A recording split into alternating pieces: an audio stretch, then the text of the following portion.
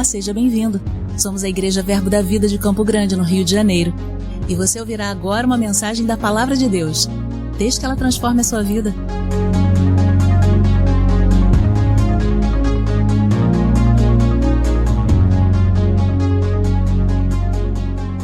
Aleluia, Deus é bom, amém? Aleluia, eu não ensinei tudo isso a Mira não, tá? Aleluia, glória a Deus. Então nós vamos estar falando, vamos dar continuidade ao nosso primeiro culto, ao culto da manhã. Nós estamos falando sobre confiança em Deus, amém, queridos? Nós somos um povo que confia em Deus, amém, queridos? E confiar em Deus é uma escolha. Você pode escolher confiar em Deus e você também pode escolher não confiar em Deus, amém, queridos? A palavra do Senhor nos diz em Salmos, no capítulo 37, 3, confia no Senhor, amém? Então nós devemos confiar no Senhor se estiver tudo bem, mas nós devemos confiar no Senhor também quando não estiver tudo bem, amém? Porque a nossa confiança em Deus pode transformar e vai transformar aquilo que não está tudo bem. A nossa confiança no Senhor atrai as bênçãos, a nossa confiança no Senhor nos faz bendito. Amém, queridos? E ele diz, confia no Senhor e faça o bem. Em Salmos 37, 3. Amém? Então, se está tudo bem, eu confio nele e faço o bem. Se não estiver tudo bem, eu confio nele e faço o bem. Amém, queridos? E no versículo 5 ele diz, entrega o teu caminho ao Senhor, confia nele, e o mais? Ele vai fazer. Então a nossa função é confiar nele, e o mais? Ele vai fazer. A nossa posição é somente confiar, porque o restante Ele vai fazer. Amém, queridos? É lícito você depositar uma certa medida da sua confiança em pessoas. É lícito você ser autoconfiante. Você depositar a sua confiança em si próprio. É lícito você colocar a sua confiança em coisas. Mas você não pode colocar a confiança nessas coisas no lugar da confiança em Deus. Em primeiro lugar, a sua confiança precisa estar nele. E não pode trocar a confiança nele por confiança nos homens, por confiança em si ou por confiança em coisa. Em primeiro lugar, Deus precisa ser o centro da nossa confiança. Precisamos confiar nele. Amém, queridos? E nós vamos ler em Jeremias, no capítulo 7, no capítulo 17, no versículo 7, ele diz que aqueles que confiam no Senhor são benditos. Ou seja, quando eu confio no Senhor, eu atraio as bênçãos do Senhor sobre a minha vida. Mas ele também diz que quando nós não confiamos no Senhor, ou confiamos nos homens e na nossa carne, na nossa força, no nosso braço, nós vamos ser malditos. Amém? Então eu posso confiar no Senhor e ser bendito. Mas se eu não confiar no Senhor, eu posso atrair maldição sobre as nossas vidas, sobre a minha vida e sobre as nossas vidas. Amém? Você vai dizer, mas o Senhor já não me livrou de toda a maldição? Sim. Mas para que eu desfrute das bênçãos do Senhor, eu preciso de um princípio, que ele passa por todas as alianças, confiar nele. Nós vemos que lá na velha aliança, em Deuteronômio, no capítulo 30, ele diz, aquele que ouve as minhas palavras e guarda os meus mandamentos, ou seja, que confia em mim, as bênçãos vão te alcançar. Mas ele diz, aqueles que não ouvem a minha palavra e não guardam o meu mandamento, o que vai alcançar eles? As maldições. Amém? Nós vemos em Gálatas, no capítulo 3, que Cristo nos resgatou de toda a maldição da lei, fazendo maldição em nosso lugar, para que as bênçãos de Abraão chegassem até nós. Então Cristo já me resgatou de toda a maldição da lei, para que as bênçãos de Abraão me alcançassem. Então se eu confio no Senhor, que Ele me resgatou da maldição da lei, eu vou desfrutar das mesmas bênçãos que Abraão desfrutou, vai me alcançar. Mas se eu não confio que o Senhor me resgatou da maldição da lei, o que vai vir sobre a minha vida? A maldição. porque eu não confio que Deus me resgatou da maldição. Então eu ainda, mesmo sendo abençoado, vou desfrutar da maldição. Mesmo sendo livre de toda a maldição, mesmo sendo tirado de um império de trevas e colocado no reino do Filho do seu amor e ser abençoado com toda a sorte de bênçãos. Mas se eu não confio na palavra de Deus, no que Ele fez por mim, ainda vou desfrutar das maldições do Senhor. Amém? Amém? Da maldição do Senhor, da maldição. Não é maldição nem do Senhor, não. Quem falou isso? Amém? Aleluia. Sai daqui. Do Senhor só vem bênção. Amém, querido? Amém? Então eu não posso depositar a confiança de Deus em pessoas, em homem, em mim mesmo e nem em coisas. Amém? Ele diz em Provérbios, no capítulo 3, no versículo 5, ele diz para confiarmos ao Senhor de todo o nosso coração e não se apoiar em nosso próprio entendimento. Amém? Então eu não posso apoiar no meu próprio entendimento, eu preciso confiar no Senhor. Mesmo sendo lícito eu ter alta confiança, mas a minha alta confiança, o saber que eu tenho entendimento, não pode usurpar o lugar da confiança em Deus. Eu não posso trocar esse lugar. Amém? O apóstolo Paulo, em 1 Timóteo, no capítulo 6, no versículo 17, ele diz: exorta aos ricos do presente certo, do presente século, que não coloque a sua esperança, a sua confiança na instabilidade das riquezas, mas em Deus, que tudo nos disponibiliza ricamente para o nosso prazer. Amém, queridos? É lícito você guardar? É lícito você adquirir riqueza? É lícito, mas eu não posso colocar o meu guardar, a minha riqueza, a minha confiança nessas coisas no lugar da confiança de Deus. Amém? É lícito você guardar, é lícito você poupar, é lícito você adquirir riqueza, mas eu não posso colocar a minha confiança na bênção em vez de colocar a minha confiança no abençoador. Amém, queridos? Amém? Se você vê o seu irmão passando necessidade e você teme em abençoá-lo, abençoar a vida dele, porque a sua confiança está nos seus recursos, naquilo que você guardou, você está colocando a sua confiança na bênção, nos recursos, não no abençoador que proveu todas as coisas para você. Isso faz me lembrar do maná. Quando o Senhor estava lá no deserto, eles não tinham o que comer, e Ele providencia o maná para o povo e diz: não guarde para o outro dia o maná. E aí o povo, não confiando em Deus, confiando na bênção e não no abençoador, guardou o maná. E o que aconteceu com o maná do outro dia? Ele deu bicho e ele estragou. Então a nossa confiança não pode estar na bênção, mas no abençoador. É lícito você guardar, é lícito você guardar alguma coisa e adquirir riqueza, mas isso não pode tomar o lugar do abençoador, da nossa confiança em Deus. Amém? Isso me faz lembrar, eu quero mostrar para você o exemplo de um rei Asa, que era o rei de Judá. Aqui o reino de Israel havia sido dividido: o reino do norte, que eram as 10 tribos de Israel, e o reino do sul, que foi Judá e mais 2 tribos. Então foi chamado o rei de Israel e o rei de Judá. E o que aconteceu com o rei Asa? O rei Asa, o rei de Israel, veio atacá-lo. E aí o que ele faz? Estava associado ao rei de Israel o rei da Síria, estava aliançado com ele.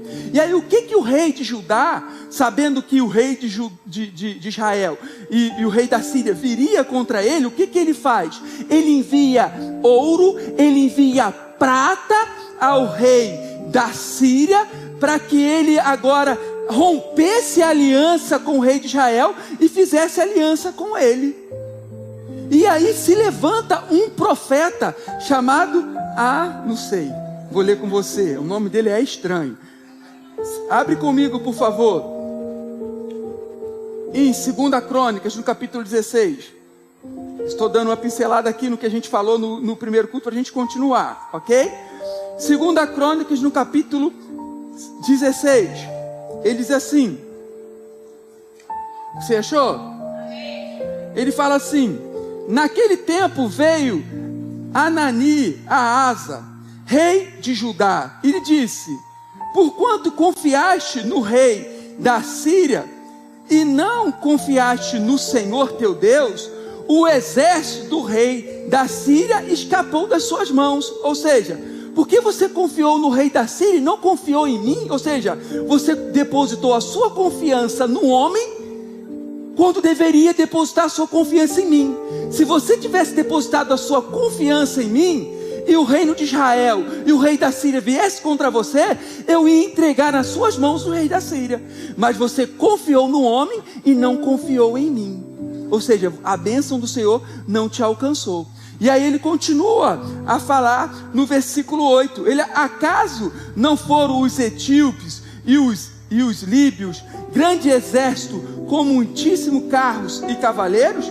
Porém, tendo tu confiado no Senhor, Ele os entregou nas tuas mãos. Ou seja, isso não é a primeira vez que acontece não, Asa. Da outra vez veio 2 exércitos numerosos contra você, com carro, com cavalos, amém? Um exército cheio de pessoas. Mas você confiou em mim e eu entreguei eles nas suas mãos. Mas agora você não confiou em mim. Agora você confiou no homem, confiou no rei da Síria e não confiou em mim. E aí no próximo versículo ele vai dizer: porque você confiou no homem, não confiou em mim, você vai viver em tempos de guerra. Ou seja, não foi abençoado e viveu um período de tribulação e de maldição, porque trocou a confiança que era para Deus para com o homem. É lícito confiar no homem, mas não pode usurpar e trocar o lugar da nossa confiança com Deus. Amém? E aí no versículo 12, ele ainda fala outra coisa. Ele fala isso para o rei Asa, no versículo 12 desse mesmo capítulo. Ele fala assim: no 39º ano do seu reinado, caiu Asa doente dos pés. A sua doença era em extremo grave. Contudo, na sua enfermidade, não recorreu ao Senhor, mas confiou nos médicos. É errado confiar nos médicos? Não é errado você confiar nos médicos, mas a confiança nos médicos não pode usurpar o lugar da nossa confiança em Deus. Amém? Os médicos estão ao nosso favor, amém, queridos? Mas além dos médicos, além da medicina, além da ciência, além de todo o conhecimento, onde eles estão limitados, tem o Senhor, e nós devemos confiar nele. Porque o rei Asa não confiou em Deus, mas confiou nos seus médicos, confiou nos seus recursos e não confiou em Deus. Ele ficou enfermo e veio a óbito. Amém? Porque não confiou no Senhor e confiou somente nos médicos. Amém, queridos? Então, além da ciência, além dos médicos, nós devemos depositar nossa confiança sim neles. Mas além deles, nós devemos depositar nossa confiança no Senhor. Ele é os médicos do médico. Nada pode trocar o nosso lugar de confiança em Deus. Amém? Todas as coisas vêm em segundo lugar. Em primeiro lugar é a minha confiança em Deus. Amém. Aleluia. Porque aqueles que confiam no Senhor são como os montes de Sião, que não se abalam, mas permanecem para sempre. Assim como em roda de Jerusalém estão os montes, assim o Senhor estão em volta do seu povo, desde agora e para sempre. Ei, meu irmão, aqui o monte está falando de permanência. Amém? É uma figura de permanência. Se você vislumbrar uma árvore, ver uma árvore, e depois de 100 anos você voltar lá, pode ser que aquela árvore não esteja mais lá. Mas se você avistar hoje o Monte Everest e voltar daqui a 1000 anos, ele vai estar lá, ele permanece lá. Assim como os montes estão em roda de Jerusalém, assim o Senhor está em volta do seu povo, desde agora e para sempre. Ele permanece na mesma posição, intacto, não muda, Ele está lá, basta confiar. Aleluia, oh glória a Deus, amém, queridos, aleluia. E aí ele diz, no versículo 6 de Jeremias, no capítulo 6, Erabassúrias, Jeremias capítulo 17, versículo 6, aleluia. Jeremias no capítulo 17, versículo 6, ele fala, aqueles que confiam no Senhor são benditos. E aí no 6 ele vai falar assim, perdão, falei errado. O versículo 5 ele fala daqueles que confiam no homem e confiam em si próprio, esses serão malditos. Eu quero ler com você. Ele diz assim, assim diz o Senhor, Jeremias 17, 5. Fiquei empolgado agora igual a Mira, eu acho que eu aprendi com ela. Aleluia. Diz assim, assim diz o Senhor, Jeremias 17, 5. Maldito o homem que confia no homem e faz da carne mortal o seu braço ou a sua força, e aparta do seu coração o Senhor, porque será como um arbusto solitário no deserto, não verá quando vir o bem, antes morará nos lugares secos do deserto, e na terra salgada e inabalável. Então ele está dizendo, é assim o homem que não confia em Deus, ou coloca a sua confiança primeiro no seu entendimento, em si próprio, e na sua força, e no outro homem, e nas coisas, e não coloca a sua confiança em Deus, ele vai viver solitário, amém? Ele diz que ele vai ver o bem, mas não vai desfrutar. Ele não vai ver o bem, diz que ele não vai ver o bem, ou seja, não vai ver o bem na sua vida. Ou seja, aquele que não confia em Deus e confia no homem, ele não vê o bem. Ele não vê o bem manifesto na sua vida. Ele vê o bem na vida do outro, mas na sua vida ele não vê, porque não confia no Senhor. Isso me faz lembrar de Eliseu, quando um exército inimigo veio e sitiou Samaria, e havia grande fome ali no meio de Israel, e aí não tinha alimento, ou seja, o alimento que tinha estava super caro, amém? Estava super valorizado. E aí o profeta Eliseu, ele se levanta e profetiza. Ele diz, amanhã nesse mesmo horário, eu estou falando com vocês agora, ele fala, 1 medida de farinha e 2 medidas de cevada vai custar 1 moeda de prata, ou seja, vai ser muito barato. E aí se levanta um oficial no qual o rei de Israel estava apoiado e diz, ei Eliseu, nem que o Senhor abra os céus, isso vai acontecer. E aí Eliseu diz, ei, isso vai acontecer, você vai ver, mas você não vai experimentar. Você vai ver na vida dos outros, mas porque você não confia, você não vai experimentar, ou seja, você não vai ver a bênção na sua vida, você vai ver na vida do outro. E aí, o que acontece? 4 leprosos entra em Samaria e diz assim, se a gente for, a gente pode morrer, entrar na cidade, por conta do povo inimigo que está lá, mas se a gente ficar aqui, a gente vai morrer de fome, então vamos lá. E os 4 leprosos entram na cidade. Só que quando os 4 leprosos começam a entrar dentro da cidade, Deus faz o povo inimigo ouvir uma carruagem, um exército numeroso de carruagem, de cavalo, um exército numeroso. E o povo diz, ei, o povo de Israel contratou mais 2 exércitos poderosos e estão vindo contra nós. E deixaram ouro, prata, comida, armas e fugiram. Com a entrada de 4 leprosos. E aqueles leprosos entram, se fartam, comem, pegam de riquezas e guardam, entra numa tenda, entra na outra. Mas chega um momento que eles falam, ei, hoje é dia de boas notícias. Hoje é dia de boas notícias. Aleluia. Nós devemos avisar os outros, devemos falar aos outros, e aí eles correm para avisar ao povo de Israel.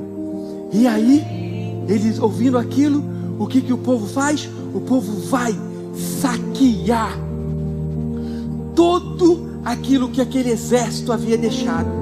E aí a esse oficial, o que o rei faz? Coloca na porta da entrada, esse oficial que ele não havia confiado em Deus. E aí quando o povo, ele entra naquela multidão, eles pisoteiam a esse homem, e ele morre. E a Bíblia diz que se cumpriu o que o profeta Eliseu havia dito. Foi vendido uma medida de farinha e 2 de cevada por uma moeda de prata na porta de Samaria. E aquele homem, porque não confiou em Deus, ele viu a bênção e não desfrutou. Amém? Então aquele que não confia no Senhor, ele vai ver a bênção na vida dos outros, mas não vai ver a bênção na sua própria vida. Mas se você confia no Senhor, as suas folhas vão sempre ficar verdes, e você vai dar fruto mesmo num ano de sequidão. Aleluia! Isso nos mostra a nossa confiança constante no Senhor, independente do tempo que dure. Você precisa continuar a confiar nele. Aleluia! A Bíblia diz ainda em Hebreus, no capítulo 4, se aproxima confiadamente ao trono da graça para alcançar misericórdia e graça, a fim de ser socorrido ou ajudado em tempo oportuno. Ei, você pode se aproximar confiadamente ao trono da graça. Você vai alcançar misericórdia e graça, a fim de ser ajudado em tempo oportuno. Ei, você pode se aproximar ao trono da graça. Tem ajuda para você. Pode confiar. A sua função é só confiar, e o mais Ele fará. Ele vai fazer. Amém, queridos? Ele vai fazer. E porque nós podemos confiar em Deus? Nós podemos confiar em Deus porque Ele não nos abandona. Ele diz que aquele que confia no Senhor, ele não vai ser abandonado. Nós podemos confiar em Deus porque Ele cuida de nós. Lança sobre Ele toda a vossa ansiedade, porque Ele tem cuidado de vós. O salmista diz que Ele é escudo para aqueles que nele confiam. Ou seja, você tem proteção, você tem segurança. Então você pode se aproximar do trono da graça. Ele cuida de você, Ele te guarda, Ele te protege, Ele é fiel, e você é guardado pela sua bondade. Aqueles que confiam no Senhor, a bondade dEle o guarda. Por isso nós precisamos entender e conhecer esse atributo de Deus. Deus, Ele é bom, e porque você confia num Deus bom, você vai ser guardado por essa bondade. Amém? E eu gosto, você não precisa ler, vou ler outro texto com você. Em Naum, no capítulo 1, do versículo 7, ele diz assim: o Senhor é bom, Ele é o meu refúgio em tempo de angústia. Ele protege o que neles confiam. Ou seja, Ele é bom. Você vai ser protegido pela sua bondade. Amém? A bondade de Deus vai te guardar. Amém? Eu gosto do que o salmista Davi, ele diz lá em Salmos, no capítulo 27, no versículo 13. E eu gosto dessa versão, da versão literal e da versão livre. Ele fala assim: Davi, depois de alguns inimigos, de alguns intentos contra ele, ele diz assim: eu pereceria, sem dúvida, se não cresse que veria a bondade do Senhor na terra dos viventes. Ele diz: olha, eu ia estar desesperado, eu ia perecer, tanta ameaça, tanta angústia, tanta gente vindo contra mim, eu ia perecer sem dúvida, mas eu confio que a bondade de Deus, ela vai se manifestar na terra dos seres viventes. Eu posso confiar, porque eu vou ver a bondade de Deus me guardar e me proteger. Ela vai se manifestar. Eu sirvo a um Deus bom. Então, quando você conhece o caráter de Deus, esse atributo de Deus, que Ele é bom, isso te dá confiança, mesmo em meio à angústia, mesmo em meio à perseguição. Em breve a bondade de Deus vai se manifestar no meio da terra dos viventes e vai te guardar. Aleluia, aleluia. Ele continua sendo bom. Ele continua sendo bom. Ele nunca deixou de ser bom. Aleluia. Ele sempre foi bom. Pedro, ele diz: desejai ardentemente, como criança recém-nascida, o genuíno leite espiritual para o crescimento da salvação, se é que tendes experimentado, provado que Deus é bondoso. Ele diz: ei, você precisa experimentar, você precisa provar que Deus, Ele é bondoso. É o primeiro atributo que nós devemos conhecer de Deus, a sua bondade, o que é próprio do seu ser. Isso é um atributo, ou seja, é próprio dele ser bom. Tiago, ele diz que toda boa dádiva, todo dom perfeito vem dele. Nele não há variação e nem sombra de mudança, ou seja, ele nunca variou, ele nunca mudou. Se Pedro diz que devemos experimentar a sua bondade, provar da sua bondade, é porque ele sempre foi bom.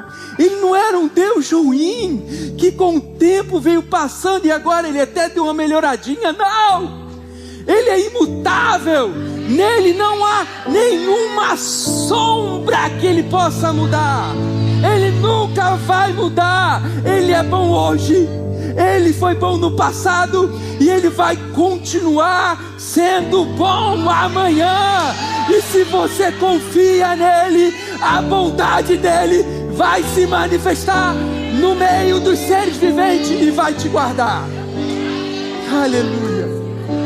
Nós vemos na criação de todas as coisas, toda vez que Deus criava algo ou colocava algo em ordem, Ele dizia: e viu Deus que era bom. Foi assim no primeiro dia, foi assim no segundo dia, e viu Deus que era bom. Foi assim no terceiro, foi assim no quarto, foi assim no quinto, foi assim no sexto, quando Ele criou todas as coisas e viu Deus que tudo que Ele havia feito era muito bom, muito bom. Não era só bom, era muito bom. E Ele colocou quem para viver no lugar muito bom? O homem. Amém? Ele colocou o homem para viver no lugar muito bom. Então nós vimos na criação o atributo de Deus. Qual atributo de Deus a gente vê na criação? A sua bondade, porque tudo aquilo que Ele cria, Ele dizia que era bom. E aí em Romanos, no capítulo 1, no versículo 20, ele diz que os atributos invisíveis de Deus, como o seu poder, ele é visto pelas coisas criadas, tornando o homem indesculpável. Então nenhum homem pode dizer que não conhece o atributo da bondade de Deus. Basta olhar para a criação, que lá está manifesta a bondade do Senhor. Nenhum homem é indesculpável em dizer que não conhece a Deus. Olha as estrelas, olha o céu, olha a natureza, olha o mar, olha o sol, olha a lua, lá está, manifesta o atributo da bondade de Deus, aquilo que é próprio do seu ser, a bondade exala dele, é próprio dele, a sua bondade, amém? E eu gosto do que os anjos dizem, eu gosto do que os anjos dizem em Lucas no capítulo 2, em Lucas no capítulo 2 diz que uma multidão de milícias dos anjos apareceram e cantavam, glória a Deus nas maiores alturas, e paz na terra entre os homens, a quem Ele quer, então os anjos dizem, glória a Deus nas alturas, e paz na terra entre os homens, a quem Ele quer bem. Ele não quer o nosso mal, Ele quer o nosso bem. Quem testemunhou isso foi uma multidão de milícias de anjos. Eles disseram, Ele quer o seu bem, Ele não quer o seu mal, amém? Aleluia, Ele não quer o seu mal. E eu pergunto para você, se Deus tem alguma coisa a ver com a enfermidade é uma coisa boa ou ruim? Se eu, Cássio, eu tivesse poder te dar uma enfermidade, colocasse uma enfermidade em você ia falar que eu sou bom ou sou ruim? Ruim. Então, Ele diz que ao homem Ele quer o quê? Bem. Então, se eu coloco enfermidade num homem, ele não quer meu bem. Então, esse não é Deus. Deus não tem propósito nenhum com a enfermidade, porque a enfermidade não é o bem. Aleluia. Não é o bem, mas Ele quer o meu bem. Ele quer só o meu bem, não. Ele quer o bem de todo o homem. Amém, queridos? Aleluia. Eu gosto de um texto que eu quero ler com você em Atos, no capítulo 17. Atos capítulo 17, no versículo 29, eu gosto muito desse versículo. Ele diz assim: sendo pois geração de Deus, não devemos pensar que a divindade é semelhante a ouro, a prata ou a pedra, trabalhada pela arte e imaginação do homem. Então ele está dizendo aqui que Deus, Ele não é fruto da nossa imaginação. E aí, às vezes você vê um debate, uma conversa entre duas pessoas cristãs, e ela fala assim, mas eu acho isso. Ei, me perdoe a ignorância, mas o que você acha de Deus não importa. Deus, Ele não é o que você acha. Deus, Ele é o que Ele diz que Ele é. Amém? A gente acha que a idolatria é somente se prostrar diante de uma imagem e adorar. Isso é idolatria? É. Mas para uma pessoa, não a gente, esculpir uma imagem e adorar aquela imagem, em que lugar primeiro ela criou aquela imagem? Na sua imaginação. Ou seja, idolatria é quando você tem uma imagem de Deus diferente daquele que Ele é. Amém? Se Ele disse, eu sou Jeová Rafá, que significa o quê? Eu sou um Deus que sara as suas enfermidades. Ele disse o que Ele é. E agora você diz que Ele põe enfermidade, você está criando uma imagem de Deus diferente daquele que Ele é. Não é o Deus que diz que Ele é, porque Ele diz que é um Deus que sara, que cura as nossas enfermidades. E se a gente disser que Deus põe enfermidade, é um outro Deus. Não é o nosso Deus, porque Ele sara as nossas enfermidades. Amém? E eu consigo ver o caráter de Deus, a bondade de Deus em uma única pessoa. Uma única pessoa expressa o caráter e a vontade de Deus. E essa pessoa é Jesus Cristo. Amém? Em Hebreus, no capítulo 1, do versículo 1 ao versículo 3, ele diz que, havendo Deus falado aos nossos pais de muitas maneiras pelos profetas, nesses últimos dias, nos tem falado pelo seu Filho, que é o resplendor da sua glória. Fica com isso, Jesus é o resplendor da sua glória. Amém? É a expressão, obrigado Mira, a expressão exata do seu ser. Ou seja, Jesus, ele é a expressão exata do seu ser. Os profetas não expressavam a expressão exata de Deus. Somente Jesus é a expressão exata do seu ser. Essa palavra ser é substância, é existência atual. Amém? Ou seja, Jesus, ele é a substância de Deus. Ele é a existência real de Deus. Ele é o Emanuel, que é Deus conosco. Ou seja, Jesus é o Deus conosco. Amém? A lei foi dada por Moisés, mas a graça e a verdade veio por meio de Cristo Jesus. Ninguém jamais viu a Deus, mas o Filho unigênito é quem o revelou. Ou seja, quem revela o caráter de Deus foi Jesus Cristo.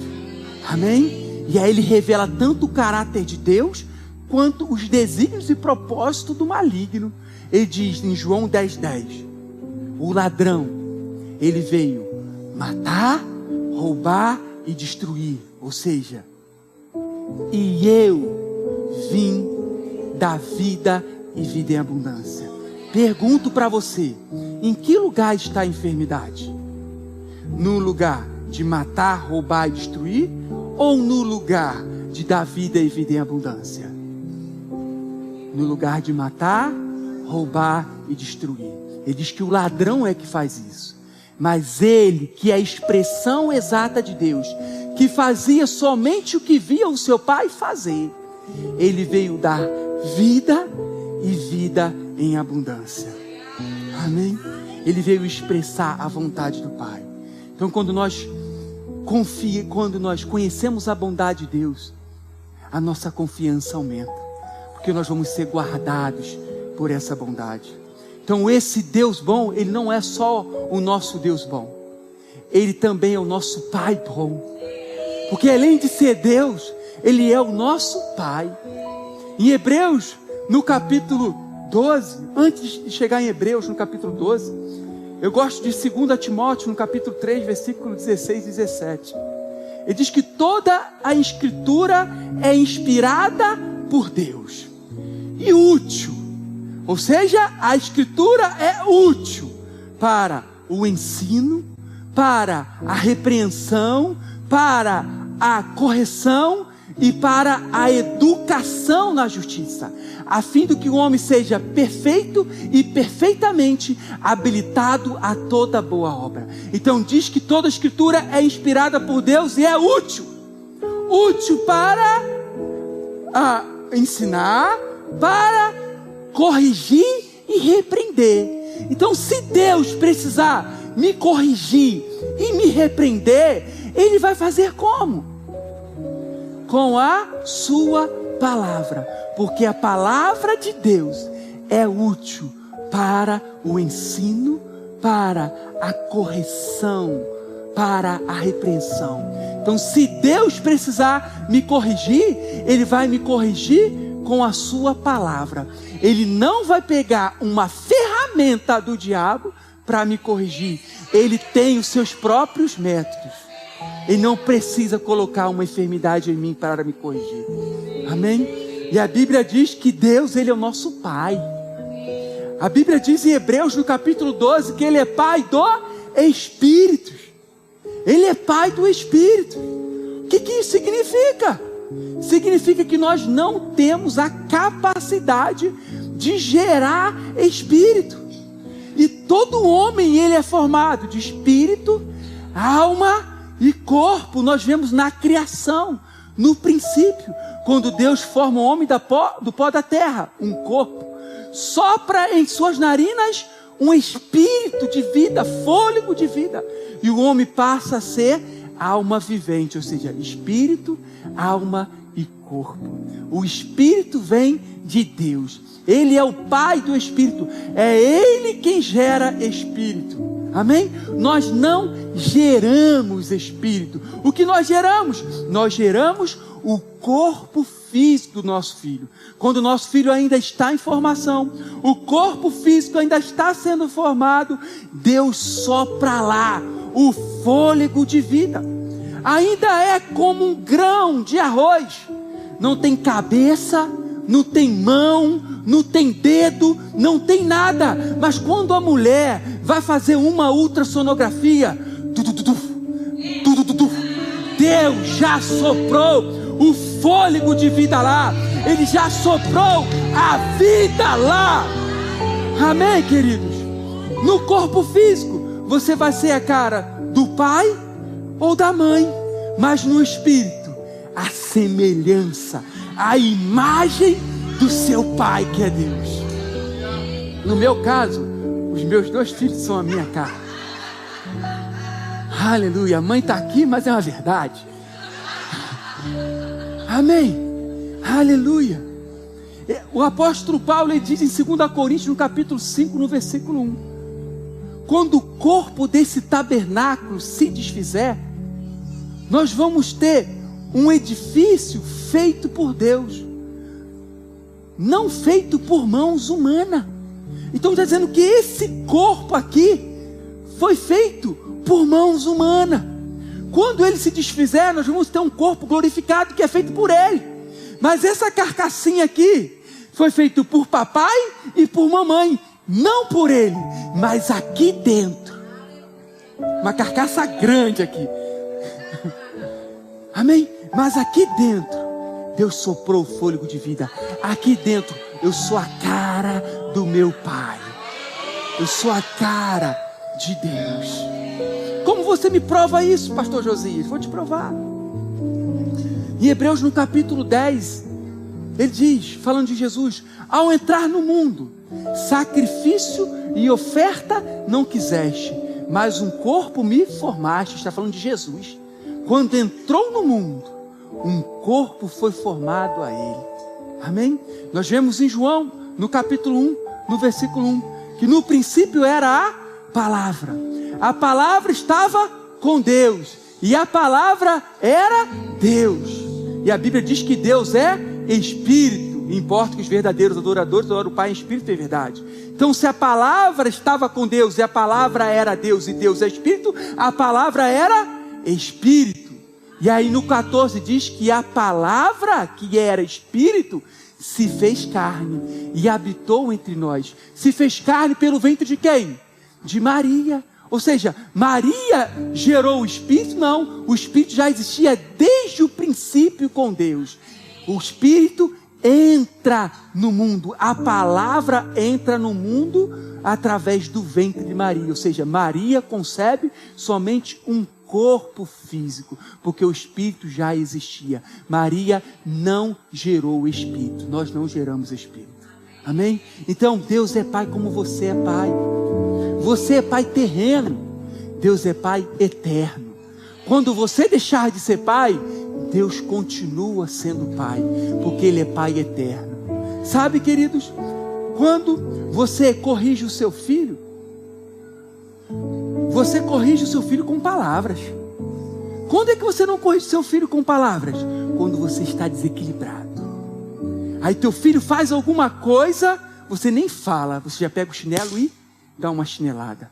Mas quando você está tudo bem, está tranquilo, está bem no seu trabalho, bem com a sua esposa, bem com tudo, bem financeiramente, você chega em casa, o seu filho faz alguma coisa errada, o que você faz? Ei, não faça isso. Não faz aquilo, você corrige com a sua palavra. Depois ele pode tirar tanto você do juízo que você pode dar uma chinelada. Mas a primeira coisa que você faz é falar.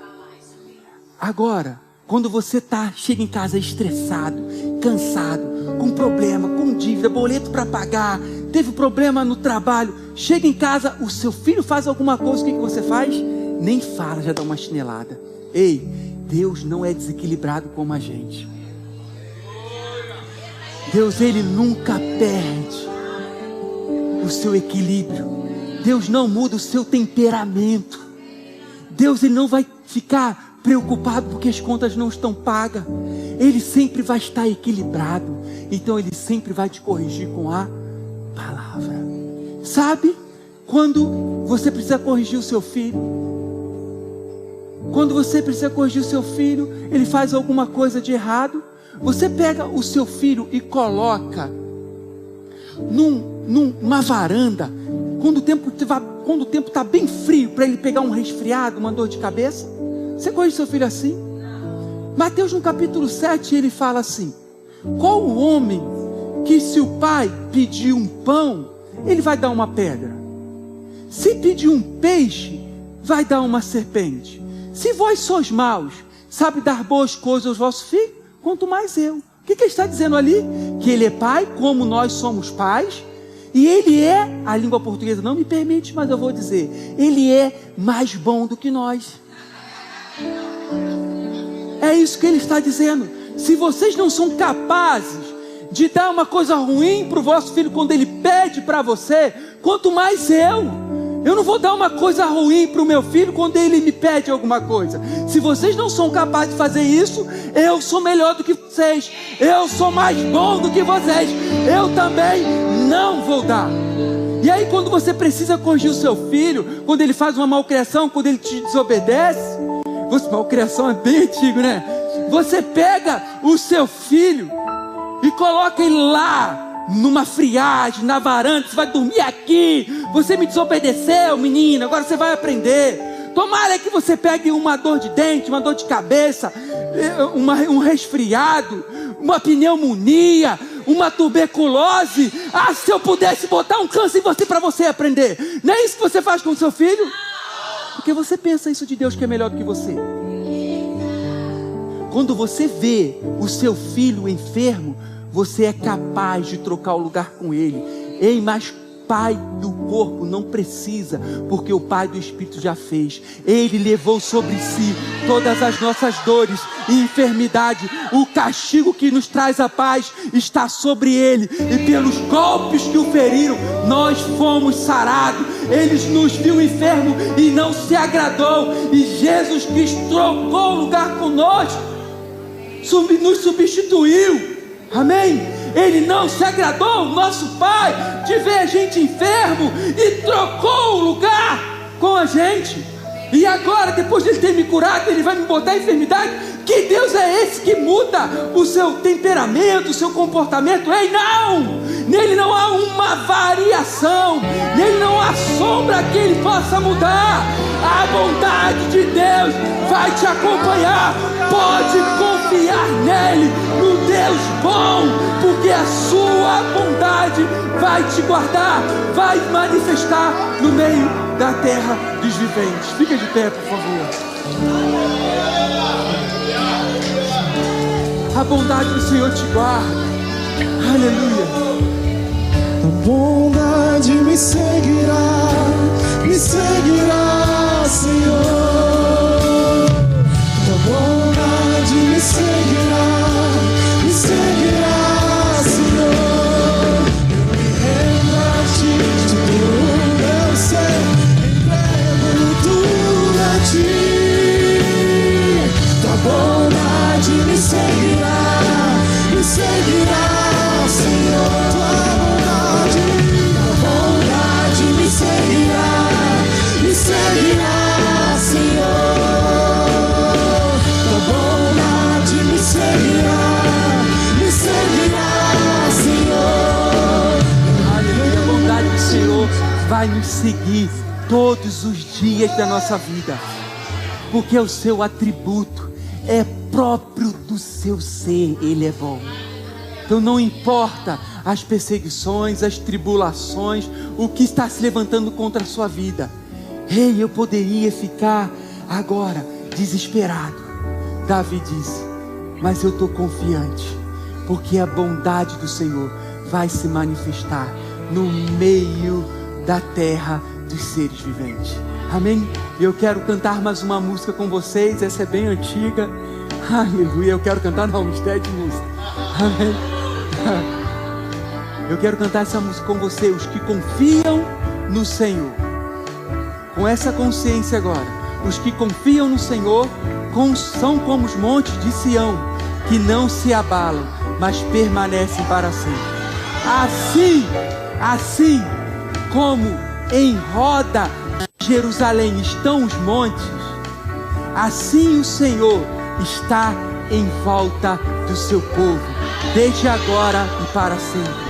O Senhor está em nossa volta, desde agora e para sempre.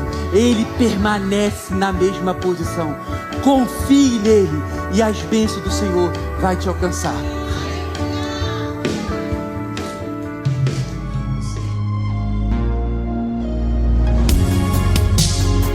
Ouça outras ministrações em nosso site verbodavida.com/Campo Grande RJ. Nos acompanhe também em nossas redes sociais, Facebook, Instagram e YouTube. Seja abençoado na prática dessa palavra.